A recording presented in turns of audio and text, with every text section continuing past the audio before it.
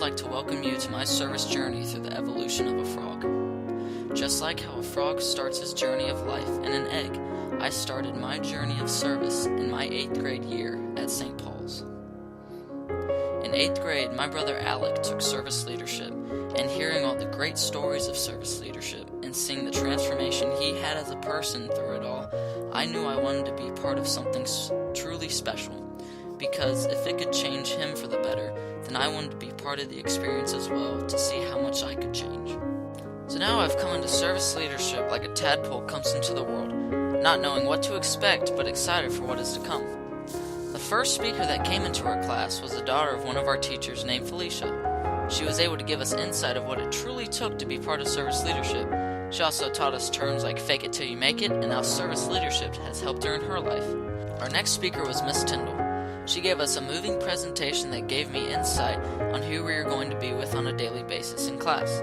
I truly appreciated the insight because it calmed my nerves a little, knowing that I can do this as long as I tried. The next speaker that came was Coach Wetherill, who came in speaking to us about his own personal experiences with some mental and physical disabilities because his brother had cerebral palsy, but nonetheless, he loved him unconditionally. We then had training with the Regional School for the Deaf and Blind, where we learned important information like how to guide a person who may have difficulties with their sight.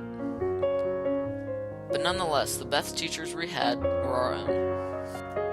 Now I am a tadpole with arms and legs equipped with what I need to succeed at service leadership. One of the many activities that I was able to enjoy was being the Indian Patrol leader for Boy Scouts at Augusta Heavens, which is a school for kids of all ages with mental and physical disabilities. There were always ups and downs during my time at Boy Scouts, but it always seemed like it would be okay because I always had my other patrol leaders, Claire and Addison, to fall back on if I needed anything. The Scouts did many awesome things, like making a boat for Ringo Regatta to learning first aid and money. Some of the highlights to the whole experience were definitely the hugs I got from Asia every day and the wonderful One Direction singing from Waylon. The Indian Patrol had the opportunity of leading a meeting during Thanksgiving. We talked about the importance of being thankful, and we made thank you reads as well. During the meetings, we had a few cool special guests, like Tori Ball, who taught us about fitness and overall health. We also had Taekwondo Master Graham, who taught the Scouts a few moves. Sadly, I was the dummy for the kick attack. One party that we had at Augusta Evans was called the Christmas Extravaganza. It was where both the Boy Scouts and Girl Scouts came together to not only make cool crafts, but to pack bags for 15th place, so that they got the satisfaction of service as well. It was loads of fun, and of course they got to see Santa and his elves. We also had a party called the Halloween Carnival, where the whole school got to party with St. Paul's and their awesome costumes. I was sporting the Minion costume. I also had the opportunity of going to the overnight Explorium with all the Scouts and some of my service leadership classmates. During the overnight Explorium, we were able to go into the IMAX theater and see an IMAX movie that talked about friendship. Even through all the ups and downs of Boy Scouts, I know that I truly enjoyed being with the Indian Patrol. The next stop on my service journey was Pritchard Preparatory School, where I met Bryson. He was in 5th grade, who enjoyed sports, drawing, and video games. He was an Enlightenment student, so we played many games including Go Fish, Old Maid, Scrabble, and War, which he beat me at every time. I also had the privilege of meeting one of the sweetest little kids, Brent, Bryson's brother, who was tutored by Taylor. At first, I felt like I was only Bryson's tutor, but now I believe I was also his friend. I was then paired up with Molly Knott to do arts and crafts with the 5th graders at Pritchard Prep. We read poems and did projects on themes of Halloween, Valentine's Day, and even Groundhog's Day. The class may have been small, but I know I had an enormous amount of fun, not only doing the craft, but also getting to know each and every one of them. My next stop was the Regional School for the Deaf and Blind, where I was paired up with a boy named Jamal. He was hard of hearing in both ears, so he was in need of hearing aids, which unfortunately he had smashed, so he was without them for a few months. He was a very hard-to-handle boy with many behavior problems, but overall he was a bundle of joy that I was happy to be a part of. One of the cool things about regional school was not only could I be with Jamal and play cops and robbers and other games, but also I was able to be with his other classmates. We also had some options of going outside for PE or inside. After PE, we would go inside where I would see Slater, Raphael, Molly, and Alari. There were some cute kids when Alari wasn't telling on Jamal, but no matter what, a little crazy would always shine through. Jamal no doubt was a challenge, but it is always the challenges that mean the most.